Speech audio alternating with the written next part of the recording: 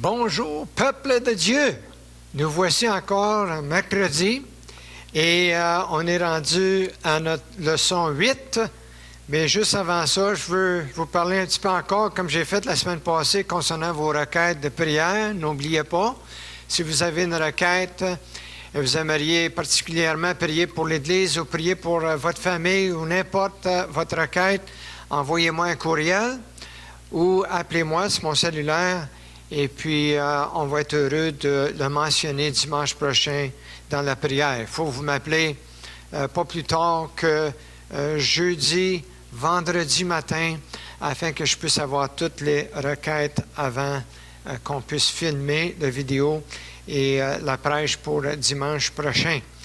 N'oubliez pas non plus de joindre des gens comme vous, les chrétiens tout autour du monde, qui prient concernant 2 Chroniques 7-14 et on prie à 7h14, 2 Chroniques 7-14, alors 7h14 le matin et 7h14 le soir, et on demande Dieu pour la guérison de notre pays, on demande Dieu qu'il puisse entreprendre pour cette maladie, le coronavirus qui se passe, et que le Seigneur va être glorifié au travers de tout cela. Et le Seigneur, qui est plein de compassion, j'en suis sûr, va entendre les prières qui sont faites en ce lieu. Les prières qui sont faites là où vous êtes, au nom du Seigneur Jésus. Alors, aujourd'hui, je vais vous inviter à tourner avec moi dans Luc, chapitre 13, et la parabole que Jésus enseigne, qu'on va regarder ensemble aujourd'hui, c'est la porte étroite. La porte étroite qui parle de la porte étroite du salut, naturellement. Alors, Luc, chapitre 13, et je vais lire du verset 22 au verset 30. Si vous avez vos Bibles, vous pouvez suivre avec moi. Et je vais lire Luc 13, 22. Jésus traversait les villes et les villages enseignant et faisant route vers Jérusalem. Quelqu'un lui dit, « Seigneur, n'y a-t-il que peu de gens qui soient sauvés? » Il leur répondit, « Efforcez-vous d'entrer par la porte étroite, car je vous le dis, beaucoup chercheront à entrer et ils ne pourront pas. Quand le maître de la maison se sera levé et aura fermé la porte, et que vous, étant dehors, vous commencerez à frapper à la porte en disant, « Seigneur, Seigneur, ouvre-nous. » Il vous répondra, « Je ne sais d'où vous êtes. » Alors, vous vous mettrez à dire, « Nous avons mangé et bu devant toi, et tu as enseigné dans nos rues. » Et il répondra, « Je vous le dis, je ne sais d'où vous êtes. Retirez-vous de moi, vous tous, ouvriers d'iniquité. » C'est là qu'il y aura des pleurs et des grincements de dents, quand vous verrez Abraham, Isaac et Jacob et tous les prophètes dans le royaume de Dieu, et que vous serez jetés dehors. Il en viendra de l'Orient et de l'Occident, du Nord et du Sud, et ils se mettront à table dans le royaume de Dieu. Et voici, il y en a des derniers qui seront les premiers, et des premiers qui seront les derniers. Amen. Merci Seigneur pour cette parole, ta parabole que tu as enseignée à tes disciples et que tu nous enseignes aujourd'hui. Seigneur, notre prière, c'est que tu puisses ouvrir nos oreilles spirituelles, nos yeux spirituels, notre cœur de chair, afin que tu puisses entrer, Seigneur, afin que tu puisses faire l'œuvre que tu as besoin de faire par ton Saint-Esprit dans chacun de nos vies, de nos cœurs. Et alors, Seigneur, merci pour chacun de ceux qui sont à l'écoute aujourd'hui, Seigneur. On a besoin vraiment que tu puisses venir et bénir ta merveilleuse parole à chaque personne. Je te prie au nom de Jésus. Amen. Et tout le peuple de Dieu dit, je ne vous entends pas, mais je sais que vous le dites. La porte étroite.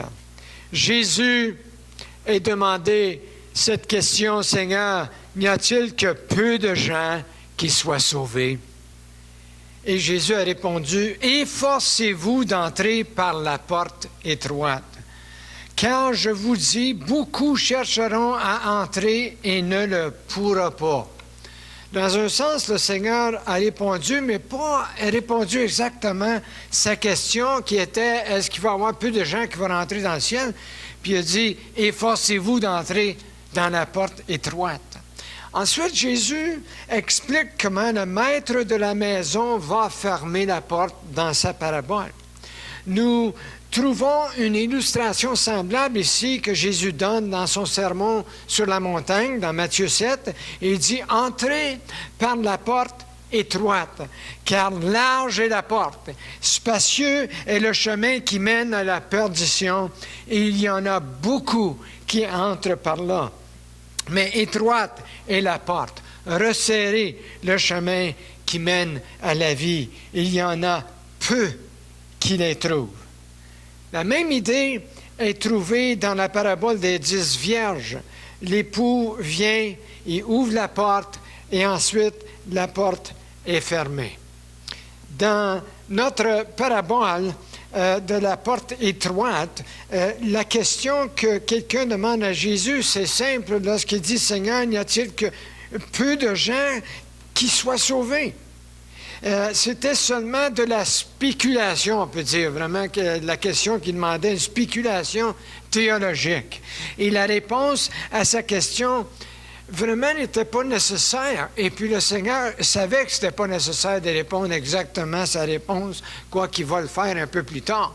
Mais la seule chose importante était si le questionnaire, la personne qui a questionné lui-même serait d'entre ceux qui sont sauvés. Alors, peu importe le nombre, peu importe la question, l'importance, Jésus dit, c'est toi. C'est ton cœur, c'est ta vie. En autre mot, Jésus lui dit, ton focus, ton devoir est d'entrer par la porte étroite. Pense pas à d'autre chose que ça. Sois certain que tu es du bon côté de la porte. C'est ça le message de la parabole du Seigneur. C'est ça le message encore aujourd'hui pour vous et moi. Regardons cette parabole, si on peut, en 3 parties. Premièrement, qu'il y a seulement une porte et que cette porte est étroite. Deuxièmement, que la porte est maintenant ouverte, mais un jour, elle va être fermée. Et troisièmement, notre devoir est d'entrer dans cette porte. Alors, premièrement, qu'il y a seulement une porte et elle est étroite. Le cœur de son message, le cœur du message de Jésus ici, de la porte, est le salut par la foi en lui. La foi en Jésus-Christ seul. La seule porte. Et elle est étroite. Jésus a dit, « Je suis la porte des brebis » dans Jean 10. Aussi, il nous dit dans Jean 14, « Je suis le chemin, je suis la vérité, je suis la vie. » Ces versets nous aident à mieux comprendre et à mieux interpréter cette parabole qu'on vient de lire. Ceci n'a pas d'importance pour autre religion ou toute autre secte, pas d'importance, mais pour nous, pour le christianisme, c'est crucial, c'est extrêmement important. Ils ont des lois et des méthodes à suivre, les autres religions, les sectes. Les cultes, eux autres ont des lois, des méthodes à suivre avec ou sans fondateur, ça n'a pas d'importance. Ils suivent des règles, voyez-vous. Ils suivent des choses à faire et à ne pas faire. Mais pour vous et moi, pour le chrétien, c'est entièrement différent.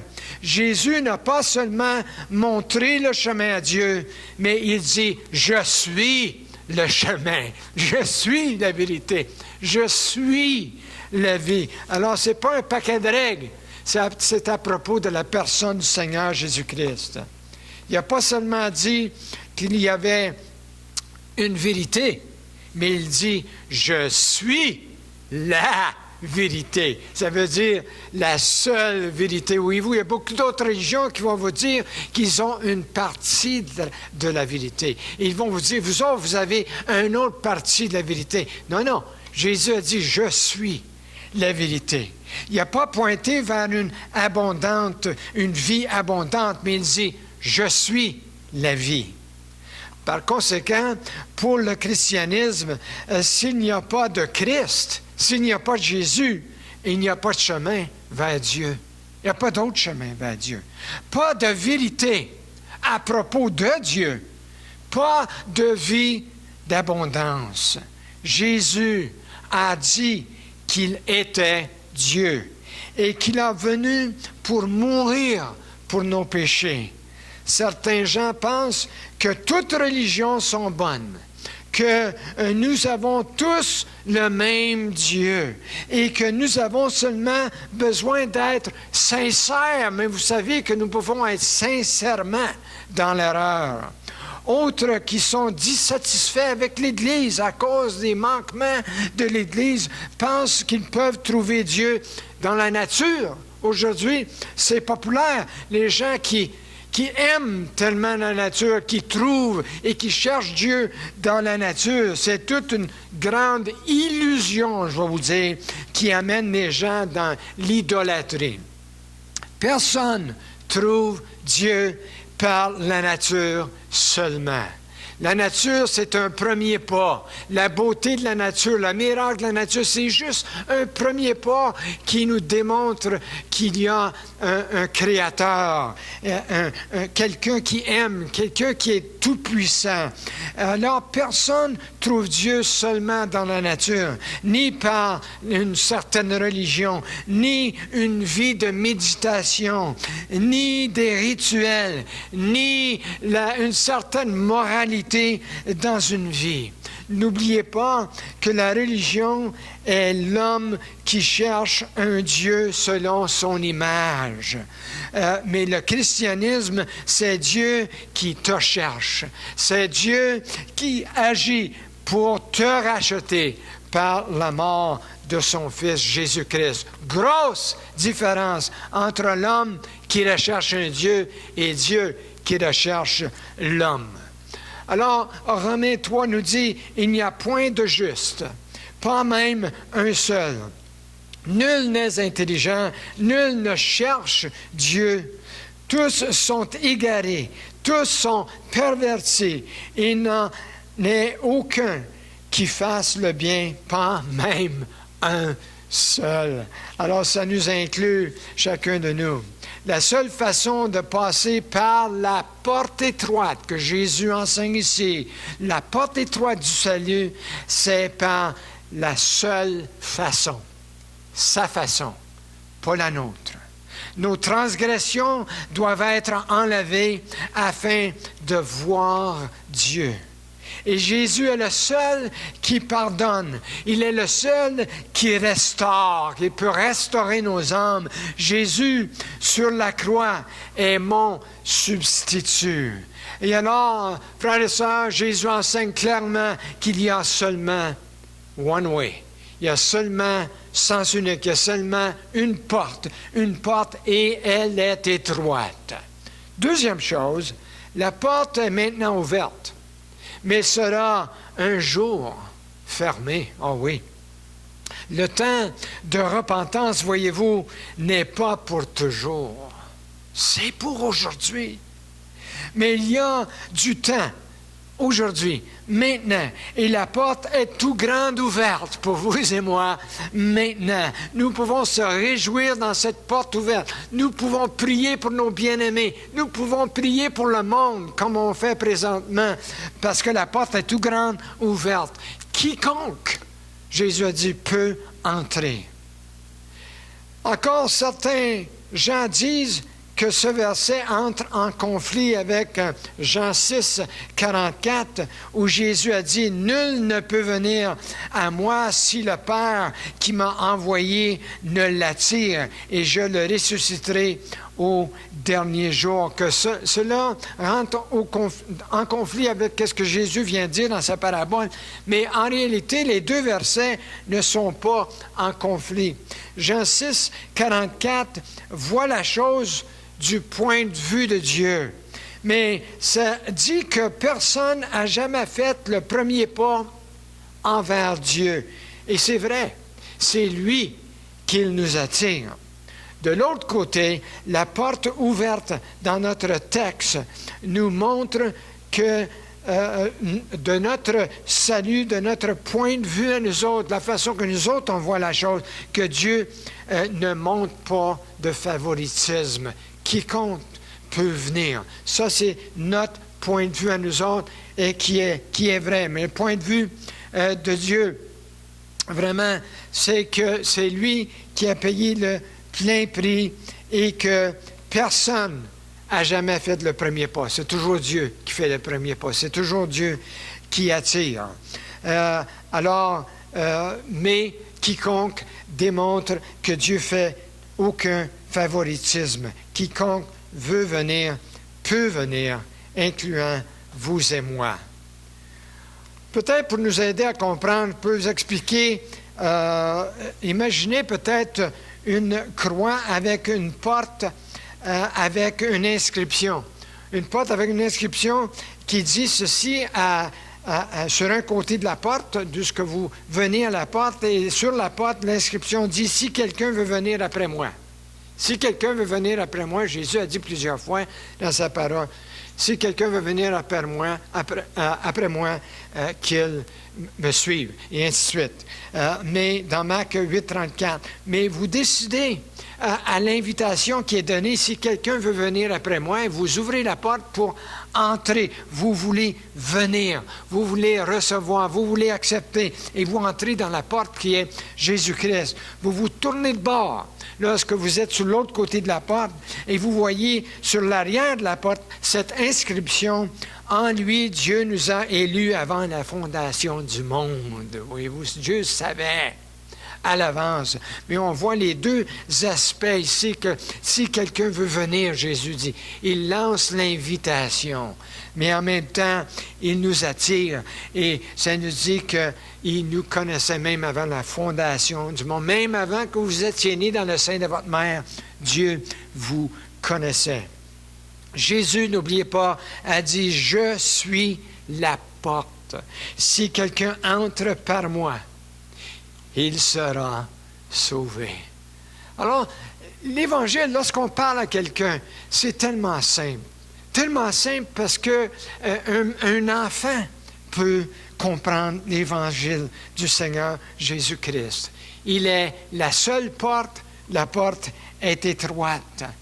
Alors, c'était le premier point, c'est qu'il y a une porte, c'est Christ.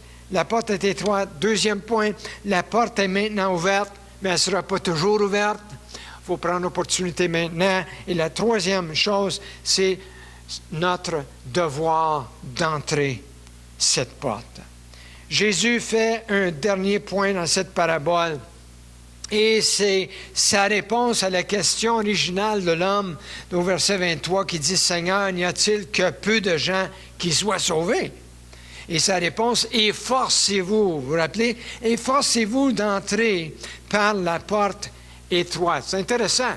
Lorsque Jésus nous dit « Efforcez-vous », efforcez-vous. D'ailleurs, c'est lui qui nous attire, c'est lui qui nous aime, c'est lui qui lance l'invitation, c'est lui qui nous fait voir, qui ouvre nos yeux spirituels, mais en même temps, c'est un salut gratuit, mais en même temps, il nous dit, efforcez-vous. C'est intéressant. Jésus dit, efforcez-vous d'entrer par la porte étroite. Le mot efforcez-vous dans le grec est, je veux juste vous le dire en grec, je ne sais pas si je le dis bien, mais ça dit agonizomai. Agonizomai, A-G-O-N-I-Z-O-M-A-I. Agonizomai, c'est de ce mot-là que nous avons notre mot agoniser. agoniser. Cela veut dire que c'est une question de vie ou de mort. C'est important. C'est le focus de votre vie. C'est d'entrer dans la porte qui est étroite. Efforcez-vous. Alors, qu'est-ce que ça veut dire? Pourquoi s'efforcer si le salut est gratuit? Et que Jésus a payé notre dette sur la croix. Pourquoi s'efforcer? On n'a pas besoin de s'efforcer. Mais qu'est-ce que ça veut dire? Mais ça veut dire qu'il n'y a certainement pas rien à faire pour gagner la faveur de Dieu. On ne peut pas gagner la faveur de Dieu. Il n'y a rien qu'on peut faire pour mériter le salut. On sait fort bien lorsqu'on lit l'Évangile du Seigneur. Mais il est bien de se préparer, de s'exposer à la vérité, de s'exposer à elle, de lire cette parole, la vérité, de prier, d'avoir un esprit ouvert, de prier, d'avoir une attitude qui est ouverte envers Dieu. C'est qu'est-ce que ça veut dire? De s'efforcer d'entrer par la porte étroite, d'agoniser. Ça veut dire de faire le mieux qu'on peut pour se préparer pour la venue du Seigneur, de rester proche du Seigneur. D'ailleurs, la parole de Dieu nous dit de travailler notre salut avec crainte et tremblement. Ça ne veut pas dire qu'on doit avoir peur, ça veut dire que c'est sérieux. Et nous devons tout faire afin qu'on puisse être fort dans le Seigneur Jésus-Christ, parce que nous savons, sans lui, nous sommes faibles. Nous sommes personne. Jésus a dit, sans moi, vous pouvez rien faire. Alors, c'est clair et précis. Tout ça va préparer nos cœurs pour être réceptifs au Seigneur et à son Saint-Esprit. Lorsque je pense à l'œuvre du Saint-Esprit qui a été faite dans ma propre vie quand j'étais jeune homme, je m'en souviens, mon papa m'a dit un jour qu'il priait pour moi afin que le Saint-Esprit m'illumine. Lui, il n'était pas chrétien. Il se pensait chrétien, mais il n'était pas un chrétien né de nouveau. Il ne connaissait pas ça. Il était élevé dans une religion, mais il dit, Jean, je prie pour toi afin que le Saint-Esprit t'illumine. Et vous savez, sa prière a été répondue. Prions ensemble. Prions que nos bien-aimés entrent par la porte étroite. Prions pour eux autres, afin que le Saint-Esprit les illumine, ouvre leur cœur, que le Seigneur les attire d'entrer vigoureusement, qu'ils puissent entrer, s'efforcer, entrer, à réaliser l'importance de leur âme, l'importance de qui Jésus-Christ est. La porte est étroite, frères et sœurs, et elle est accessible pour tous. Alors, prions ensemble. Nous allons fermer non seulement nos yeux, mais que nos cœurs soient ouverts à lui. Seigneur, merci pour cette parabole de la porte étroite, la porte du salut. Et Seigneur, merci que tu as pourvu le chemin, que tu as pourvu l'œuvre de ta croix. Elle est efficace pour nous pardonner, efficace pour nous préparer et pour nous emmener avec toi pour l'éternité. Mais Seigneur, on a besoin de s'efforcer, on a besoin d'être sérieux. On a besoin, Seigneur, de se garder en toi. On a besoin de se discipliner, Seigneur, d'être en forme spirituelle et de se préparer pour les derniers jours, ces jours qui sont difficiles. Seigneur, je prie que tu puisses nous aider, chacun de nous, tous ceux qui sont à l'écoute aujourd'hui, Seigneur, de se fortifier dans l'homme intérieur par ta merveilleuse parole, par l'œuvre de ton Saint-Esprit. Oh, viens, Saint-Esprit, et agis dans nos vies, dans nos cœurs, dans nos foyers. Aujourd'hui, je prie pour les gens qui restent seuls. Ils restent dans la solitude. Je prie pour les gens de notre Église ici qui sont seuls, qui vivent seuls.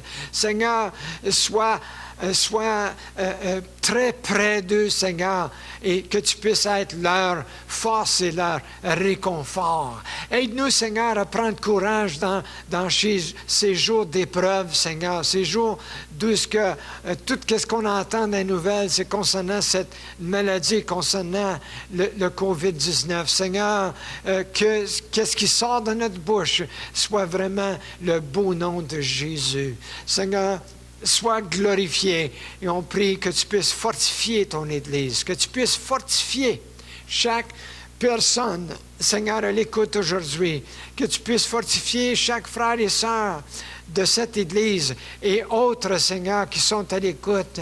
Seigneur, que tu puisses nous aider à se préparer pour le salut que tu as pourvu gratuitement pour quiconque veut venir. Et alors, Seigneur, merci pour qui tu es et pour le plan que tu as pour ton Église et pour chaque personne. Bénis, je te prie, et donne plein de courage et de force pour cette semaine, Seigneur. Je te prie au nom de Jésus et pour ta gloire. Et j'aimerais que vous écoutez un cantique en terminant qui nous parle de voir mon Sauveur un jour face à face. Voir Jésus dans sa beauté, aux joies, aux suprêmes grâces, au bonheur, félicité. Écoutons le chant maintenant en prière.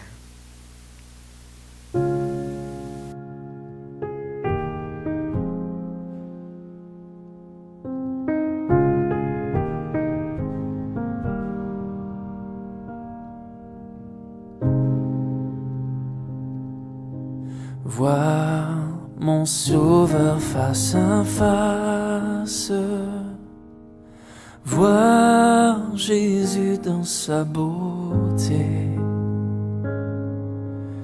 ô joie, ô suprême grâce, ô bonheur, félicité.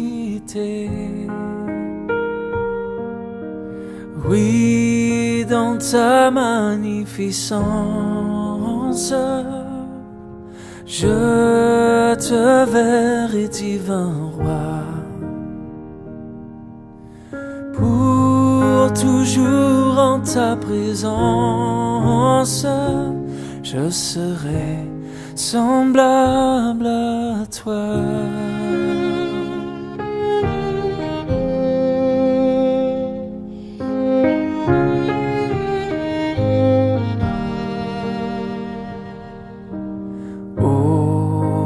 Transport d'allégresse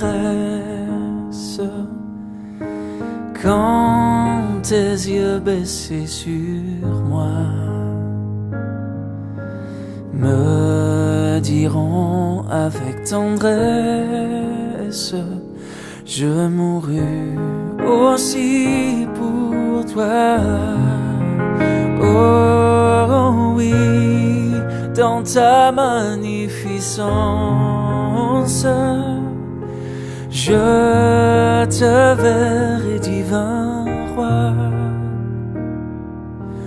pour toujours en ta présence, je serai semblable à toi.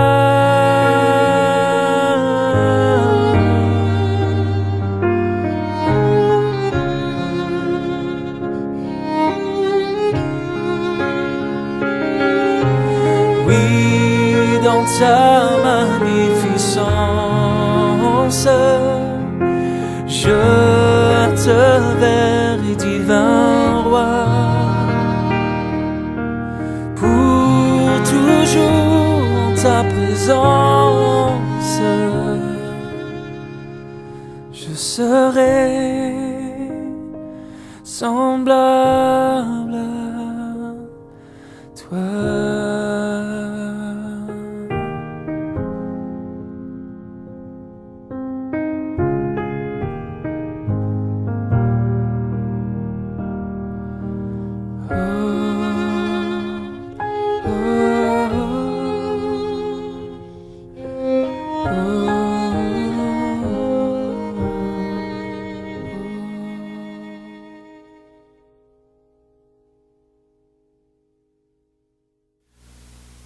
Ah, c'est notre espoir, n'est-ce pas? Voir notre Sauveur face à face. Un jour, ô joie, ô suprême grâce, dans le nouveau monde, et il n'y aura plus de maladie.